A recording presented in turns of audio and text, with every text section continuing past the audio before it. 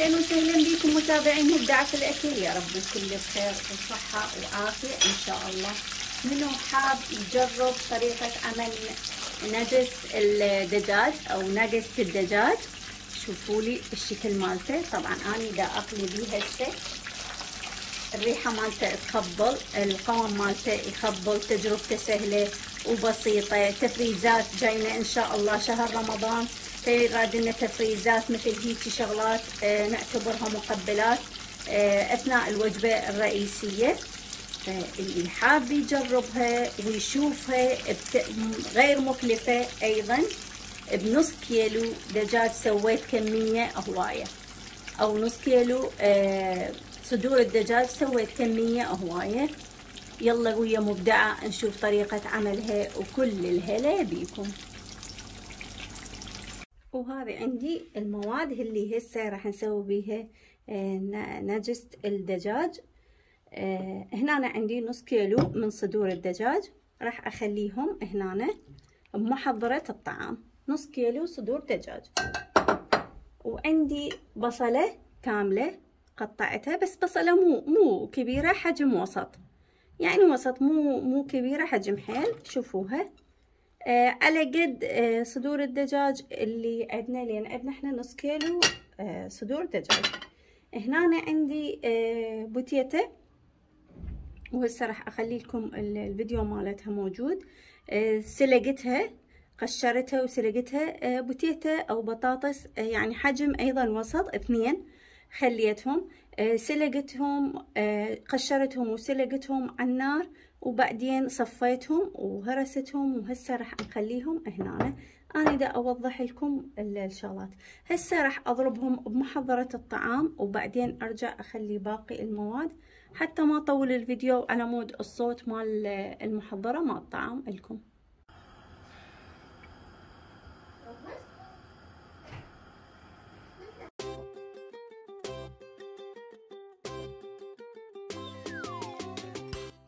هنا شوفوا شلون انهرس عندي البصل والقطع مال الدجاج. هسه عندنا هنا ملعقة من نشا الذرة. اني الصراحة هذا عندي طحين الذرة، ما لقيت عندي نشا الذرة مخلصة، فطحين الذرة بديلة. واذا عندكم نشا الذرة بعد احسن. هذا نقول نفس الشيء تقريبا. هذا البطاطا راح اضيفها هنا مسلوقة ومهروسة، وراح تنهرس ازيد. طبعا شوفوا الكمية اللي راح تصير هواية من نص كيلو الدجاج. شوفوها ايش قد.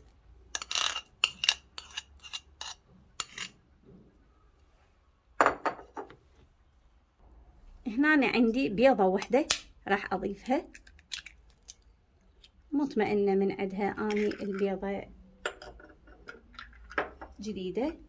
ملح، فلفل اسود، بابريكا وهاي بهارات الدجاج. هاي شيء اختياري، ولكن الاساسي مالته الملح والفلفل الاسود. راح اضيفهم هنا كليتهم، وراح اضربهم بمحضرة الطعام مرة ثانية الى ان تتكون عندي العجينة كاملة. هم راح اوقف الفيديو.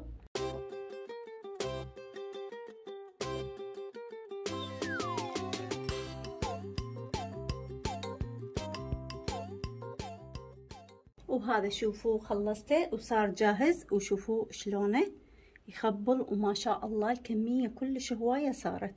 من نص كيلو افخاذ او العفو صدور الدجاج سويت كمية كبيرة من هذا. هنا أنا عندي طحين البقسمات او البقسم اللي اني سويته. اذا تجيبونه جاهز بكيفكم، بس طبعا اني عندي هذا الصمون مني يزيد عندي ايبسه، اخليه بصينية الفرن. وكل ما ابدي اشوي بالفرن واطفي، ادخل الصينية من مطفي الفرن بس يكون حار، ادخل الصينية حتى يصير عندي يابس ومقرمش.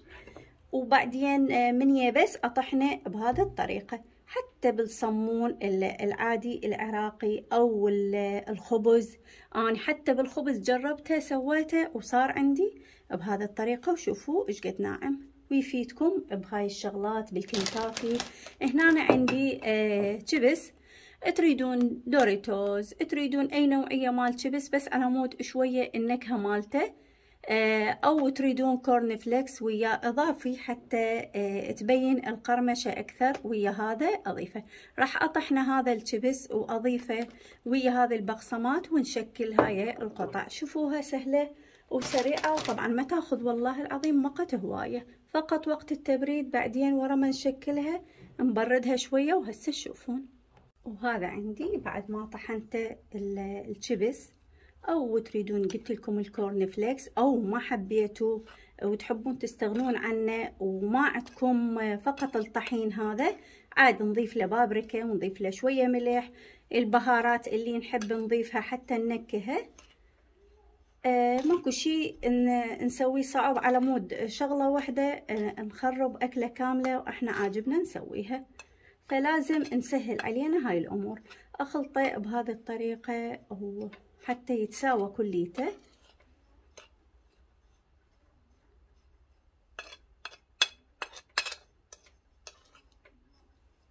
وهسه راح عندي هنا صينية غلفتها بورق الشمع. ما عندكم ورق الشمع نقدر نغلفها، او ورق الزبدة نسميه، نقدر نغلفها بنايلون عادي. ونبدي نسوي شوية مي، اغمس بايديه واخذ القطعة. يعني شوفوا الحجم اللي اريد اسويه، هذا بكيفكم. اني اسوي بهذه الطريقة حجم يعني مو كبير، وهذا تكون شو نقول السمك مالتها، هذا السمك مالتها. راح اغمسها بهذا الطحين،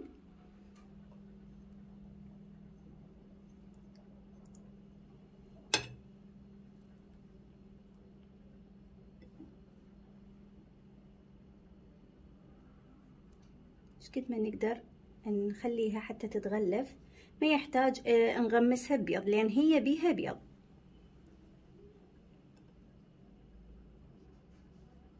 هسه شوفوا شلون صار شكلها. خليها بالصينية وارجع اسوي قطعة اخرى عادي، حتى اذا بدي من هذا الطحين. واول تالي راح اغلف بيه، ولكن اغمس ايدي شوية بالمي.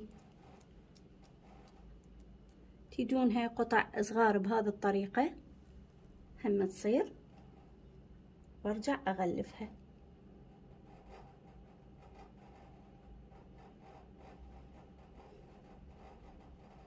واذا شفتوها حيل لينة عندكم وما سيطرتوا عليها، دخلها للثلاجة فد ربع ساعة، بالفريز ربع ساعة، ومن اطلعها اسويها اشكلها عادي تصير. اذا ما قدرتوا تسيطرون عليها هيجي ناخذ بعد من عندها شوية حتى تتغلف كلها كاملة القطع، وقطعة تتغلف كاملة. انكت الباقي مالتها. شوفوها شلون شكلها.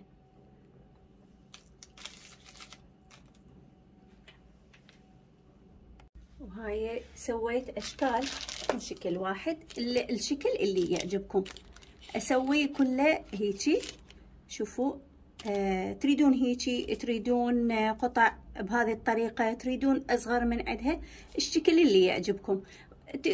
بعد ما اكملها كليتها اخليها ربع ساعة بالفريز، ربع ساعة بس تاخذ برودة. من تاخذ برودة راح تكون القطعة ما تكون لينة، تلزم. وهسه تشوفون بعد ما ابردها. ما حبيتوا تقلونها رأسا عادي تسوون هذه القطع وتخلون بين، اذا تسوون مثلا كمية في اللينات او المعلبات اللي تريدون تعلبون بيها بالفريز وتضمونها. ان شاء الله شهر رمضان جاي لنا نقدر نسوي كمية كلش هواية. وبالفلينة بين قطعة وقطعة، يا اما ورق الزبدة يا اما نخليه من ذاك النايلون اللي نستعمله للطعام. تتفرز وطبيعي، وشو وقت ما يعجبكم تحبون تقلونها تطلعونها وتقلون عادي. هسه اكمل لان اني دا اغسل ايدي كل شويه لان دا يصير بيها بين الطحين والهذا فتقوم تلزق.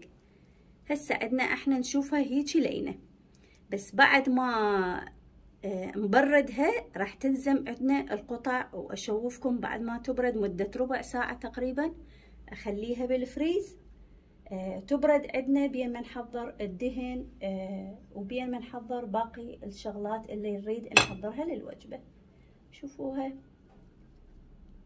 هاي اني سويتها هنا قطع صغيره قطعه صغيره بهذه الطريقه. ما تاخذ هوايه كميه من هذا الطحين، بس حتى المهم او هذا البقسم بس المهم ينطيها نكهه ويلزمها وتكون شكلها مثل الجاهزه بالضبط. اخلي كل الكميه حتى ما اطول عليكم الفيديو، اكمل كل الكميه وادخلها للفريز ونرجع نشوف اثناء ما نبدي نقليها. واكيد بعد ما بردتهم تقريبا ربع ساعه اخذوا، وشوفوا شلون لزم القوام مالتهم. شوفوا ما بيها يعني ما تلزق، وشوفوا اللون مالتها شلون صار. هسه عندي دهن ساخن جدا، راح ابدي اقلي بيهم. سخنت الدهن وراح ابدي اقلي كل القطع. شوفوا عندي هنا أنا بعد ما سخنتها نصيته النار للوسط خليتها. طبعا سويت قطع من عندهم للتفريز فرزتهم. ما شاء الله سوى كمية، هو من نص كيلو دجاج، سوى كمية هواية عندنا. شوفوا هنا ما خلي النار كلش عالية، خليتها النار وسط عندنا. من اخليها عالية راح يحترق والداخل مالته ما يستوي وما يقرمش عندنا، بس مجرد بانه ياخذ لون قوي. فهسه خاله بعد ما قلت لكم حميته خاله النار وسط، وراح انتظرهم الى ان يجهزون واشوفكم الشكل مالتهم. شوفوا لي هنا بدأوا ينتفخ القطع بتنتفخ عندنا. اقلبها قبل لا تاخذ لون كلش هواي حتى من الجهتين بسرعه تخرمش عندنا. انتفخت القطع ما شاء الله. الريحه يعني اتمنى تشتمونها. ان شاء الله الكل تجربها وتشوف طريقه العمل مالتها وتجربها وتقول لي الطريقه نجحت عندكم او لا. شوفوا لي بعد ما صار لونهم بهذه الطريقه راح اطلعهم من الدهن وانقلهم على مصفى اصفي الدهن الزائد اللي بيهم او ورق الكلينس اللي يمتص الدهن. انا محضره يمي واخلي اذا اريد بعد عندي اخلي بديل اصفيه من الدهن زين. ان شاء الله تشوفون نهاية الطبق. وهذا طبقنا صار جاهز، وشوفوا لي المنظر مالته. ما هسه تتمنون اذا شفتوا شكله تجربون طريقة العمل مالته. اسمعوا القرمشة مالته، قرمشة يا ريت تبين عندكم، ورغم ما بعده يعني حار جدا. وشوفوا الداخل مالته نغمسها شوية بالكجب.